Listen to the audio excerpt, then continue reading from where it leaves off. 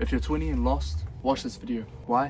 When I was really young, I came across a few inspirations through Muhammad Ali, through boxing. Saw inspirations in the movie Karate Kid with Jaden Smith and Jackie Chan. I saw things through movies, through YouTube, through these type of things that influenced me to want to go down certain paths.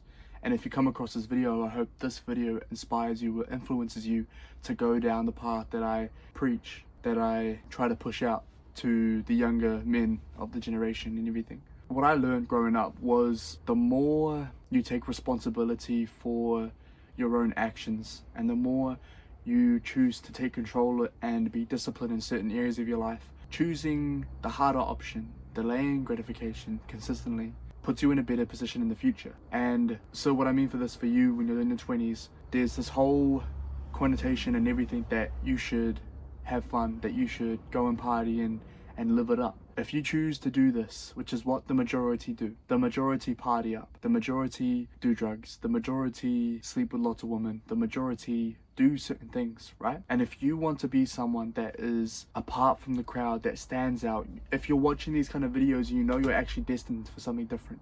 You know for a fact that you don't actually belong in the majority or in the everyone else, what everyone else is doing. You don't have to be normal. You don't have to be like everyone else.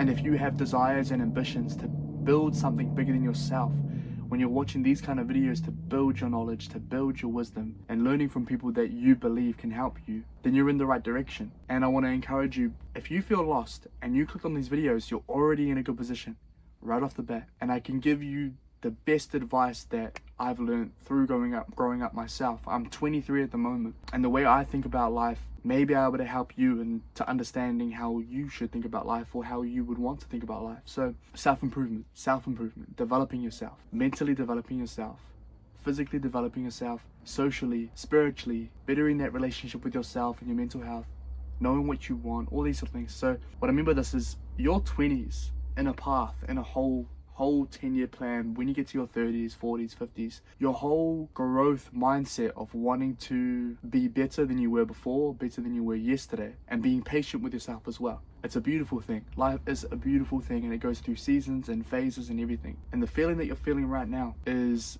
something that is very normal. It's very normal. And people that you seem are so certain with their lives, or people that you think have got it all figured out all the time. Me, myself, I am perceived as someone that's got it all figured out all the time. And I know what I want myself, and I'm grateful for that. I'm grateful for the universe, God, my family, and everything to put me in a position to want to chase these sort of things. So I'm grateful for that. But there's times where I will go through a hiccup or go through hit a road stop or something, and I won't know what to do. And I don't know what to do sometimes. But if you realize that it's quite normal for that to happen, you tend to cut the slack off your shoulders, cut the weight off your shoulders for you to make the next move and make the next approach. When there's a narrative that's going around that people should be having fun and kind of obtaining short-term dopamine a lot, it's not the right way to go. And I mean, having short-term dopamine once in a while, once a month, once a few months is ideal, is best for you. But having to consume short-term dopamine on the long scheme of things too frequently in return will actually rot your mental health. It'll make you and put you in a worse position than you were before. So I encourage you to do four things in your 20s and try to make them as consistent as you can. You don't have to be perfect. No one is. I am not. I mess up the habits all the time. But if you have them in mind, you know what they can do, you may want to pursue them. The first thing is obviously the gym. If you go to the gym and you lift weights, lifting heavy, pushing yourself mentally in the gym sessions, you're gonna get stronger mentally and physically. You're gonna build more muscle or more definition. You're going to lose fat. All these pluses and minuses will in return probably help you with your mental and your perspective on your life. Number 2, I want you to join a fighting gym, boxing gym, Muay Thai, kickboxing, jiu-jitsu, any combat sport, any martial art that you are interested in. I want you to find one that you are most interested in and give it a go, give it a try, do some trainings, have fun with it, because having the ability to defend yourself brings a different kind of confidence. And if you ever pursue a fight or a few fights, that's going to benefit you in so many ways, and just one. Yes, of course, one, you'll be able to defend yourself, but then also you'll be able to gain this hidden confidence you didn't know you had before. You'll be able to walk into a room and know that you got your own back. Not because you need to go around beating people up, but at least you'll be confident in yourself. You'll be able to back yourself. You know how to handle yourself in certain situations. So yeah, that's the second point. The third point is I need you to start reading books. And now when people leave school, you're 20, you're in your 20s now, when they're at school and stuff, they get given certain books academically that they have to finish and read. It's not interesting to read those type of books, but if you find topics and things that you are interested in, then I 100% believe that reading can become very fun for an individual. And finding things, I never read books when I was younger. I never really pursued that kind of hobby, but I think the only book I ever finished when I was young was Diary of a Wimpy Kid, the first book. That was the only book I ever finished. And then going further, I came across the concept of self-improvement. I came across the habit of reading and what it does for you. And I wanted that benefit. How you're gonna think about all of these habits that I'm gonna lay out for you is that you have to think about the benefits that you get from it. And hopefully that will excite you into what you will gain in a long, if you are consistent with it, you know what I mean? So with the gym, the benefits, imagine walking around with a body that you're confident with. Imagine, learning a martial art and meeting a cool group of mates that enjoy doing that too and enjoy improving themselves as well. Imagine reading books and then being able to have more wisdom and knowledge than the next person because they haven't put their time into studying a subject.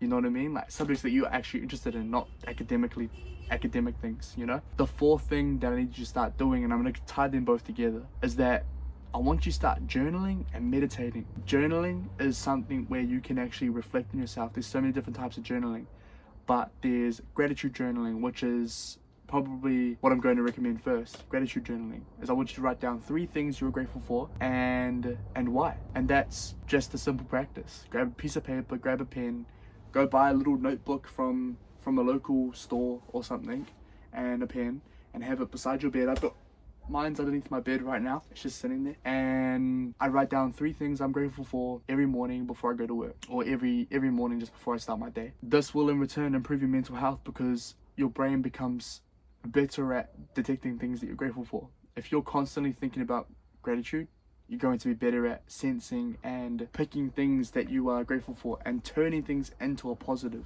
Your brain gets better at turning things into a positive. And if that's something that you gain an ability of doing, you're going to be pretty good at going through some tough shit in your life. The other habit is meditation. Now, meditation is something where a lot of people are like, it's not for me because I can't really focus that long before I get distracted. That's the point of meditation. Let me remind you that is that when you meditate and you lose focus on the breath, or you lose focus on whatever you're focusing on, the rep, like when you're in the gym and you're doing a bicep curl, the rep of you bringing your attention back to the breath as part of the repetitions, as part of you improving your focus, as part of you bringing your mind back to the present moment. And this benefit that you get from this that I don't think much people talk about is the fact that when you bring your mind and you're good at bringing your mind to the present moment, it's so second nature. It's so second nature that when you go through stressful situations or something outside of yourself is happening, where your mum and your dad are arguing, or your 2 friends might be arguing here, and it doesn't distract you from the task in front of you, the things you're meant to do during your day. You're able to, boom, distraction, boom, back to focusing on going to the gym, back to focusing on reading this book. When you combine all those habits together, 1, you're gonna build a confident, a more aesthetically pleasing, you're gonna get stronger mentally and physically with the gym. What are the pluses? There's so many pluses with that. 2, you're joining a martial art or trying out a martial art at least as much as you can. It's going to bring that kind of confidence and aura behind you when you know how to defend yourself. 3, reading, learning, gaining knowledge and wisdom from topics and areas that you want to learn, anything you want. There's books out there for pretty much anything and everything. 4 is your mental health and improving that, which means journaling and meditating. Gratitude journaling, I highly recommend. You write down 3 things you were grateful for and why. If you combine all of these things over duration of your 20s, by the time you're 30, 35, I promise you're going to be a higher, more top tier man than you were if you were to just party and drink and do drugs and everything Because let me, a little bit of a side note. This is, if you've made it to this far in the video, you get a little bit of a bonus insight and psychologically about the effects of doing short-term dopamine hits. Alright, so imagine your brain is getting, so there are dopamine receptors in your brain, dopamine receptors. Dopamine is responsible for motivation. It's like a motivation, happiness, fulfilling molecule in your brain. That's how I can explain it. That feeling, that burst when you bust a nut, that is dopamine. The feel goodness is dopamine. That's part of motivation. When that gets depleted, normally how do we feel afterwards? We feel empty, we feel tired, we feel unmotivated, because that dopamine hit has now dropped lower than it was before. When you eat a piece of junk food, the sugar, the bad things in it, that's a dopamine hit, spikes up in your brain. Okay, now imagine doing your day-to-day life, your week, okay? And you have multiple times where your dopamine receptors are getting spiked up from a short-term gratification habit, from an instant gratification habit. Throughout the weeks, it's gonna go spike, and it's gonna go lower, spike, it's gonna go a little bit lower, spike, it's gonna go a little bit lower. And what happens is that your mental health then starts crashing down, because one, your brain's gonna have to keep doing those things to feel at least decently happy and motivated with your life. And now the opposite, if you were to choose to do delayed gratification habits, the effect is more healthy, because if you're delaying it, which means it takes a longer time for you to get that point B, it's a different type of dopamine hit. Same type of molecule, but different way it is achieved. And that is an important factor. When you get a dopamine hit from going for a jog and you're on runner's high, you know what I mean? You feel real good when you're in that gliding state. You're running. That dopamine hit, it lasts longer, and also the drop isn't as bad because it's from a natural source of that dopamine hit. It's a natural body mechanic. Whereas a lot of short-term things are new to the human mind and human body.